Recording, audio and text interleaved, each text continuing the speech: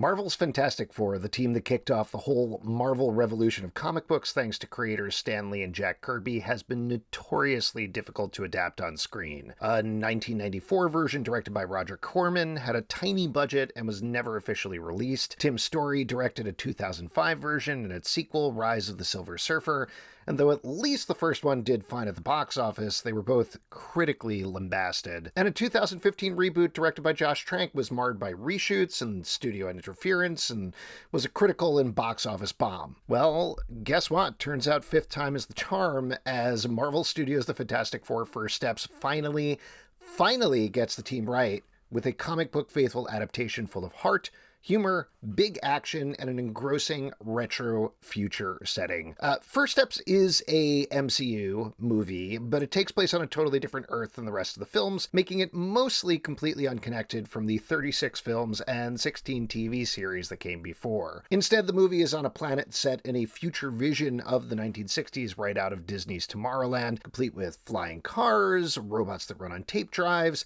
and family dinner every Sunday night at 6 p.m. And while there is a brief recap of the team's origins towards the beginning of the movie, thanks to a TV celebration of the 4th anniversary of the team, hosted by the always delightful Mark Gatiss as host Ted Gilbert. Like Superman from DC Studios 2 weeks prior, Fantastic Four First Steps is content to thrust you right into the action and just roll with it from there. And thank God.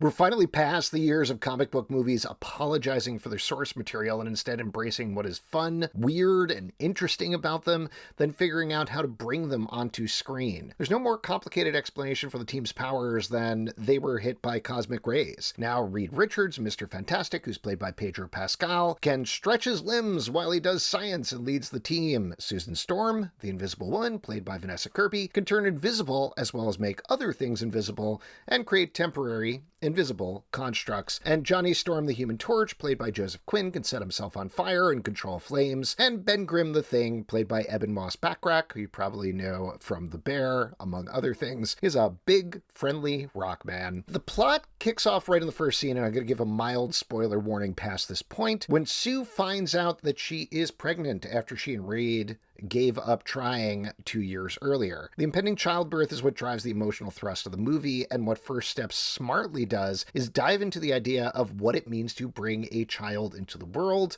and become a parent, whether you have superpowers or not. As soon as they discover the pregnancy, Reed and Sue tell each other that they can handle this. After all, they've taken down everyone from the Red Ghost, who was played by John Malkovich, who was cut from the movie, to the Mole Man, who is played by Paul Walter Hauser, plays a small but crucial and hilarious role in the film. Like a mantra, they keep repeating it. Nothing needs to change.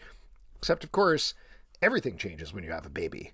And the movie brings in the biggest stressor possible in the form of the Silver Surfer, played by Julia Garner, the herald of the planet-eating elder of the universe named Galactus, voiced by and motion captured by Ralph Ineson. Galactus wants to eat the Earth to feed his unending hunger, but there's one thing he wants more: Reed and Sue's son, who he thinks can sate his urges for reasons that will thrill comic book fans in particular.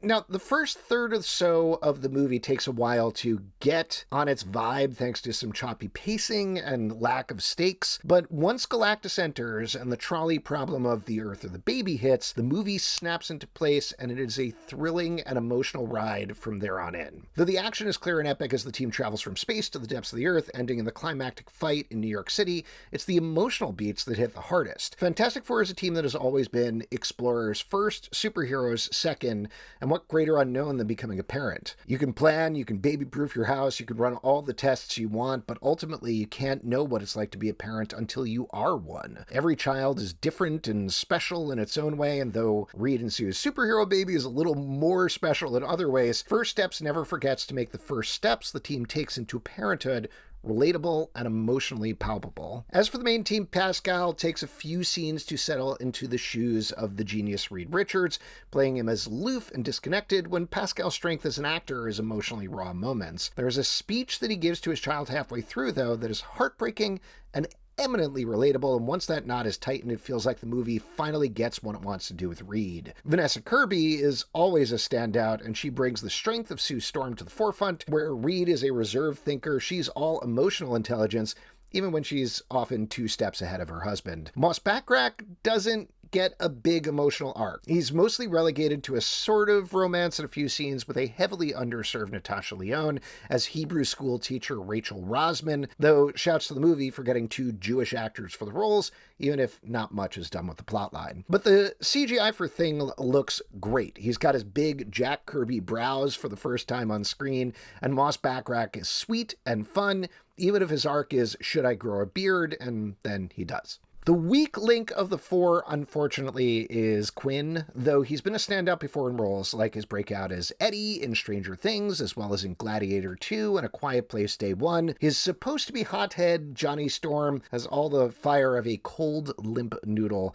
His underplayed delivery makes all the jokes and jabs fall flat. His arc starts as wants to go into space, and then after the team goes into space, it becomes something else entirely that just doesn't fit either the character as established in the movie or in the comics. And worst of all, nothing he does seems to connect to the main emotional thrust of the movie. It's particularly unfortunate because despite the aforementioned bad takes on the team, both Chris Evans and Michael B. Jordan, 2 effortlessly enigmatic actors, have taken on the role and stood out in the midst of otherwise pretty terrible movies. Other wobbly bits include some clear edits that lead to barreling through the plot for most of the first half of the movie and some dodgy CGI when it comes to the baby, but the CGI baby is eventually swapped for a real-life baby actor, Ada Scott, who is adorable. And director Matt Shackman and his team of writers have crafted a wonderful world that feels fully lived in, complete with vintage ads, the delightful retro robot Herbie, and is overall a triumph of set and costume design.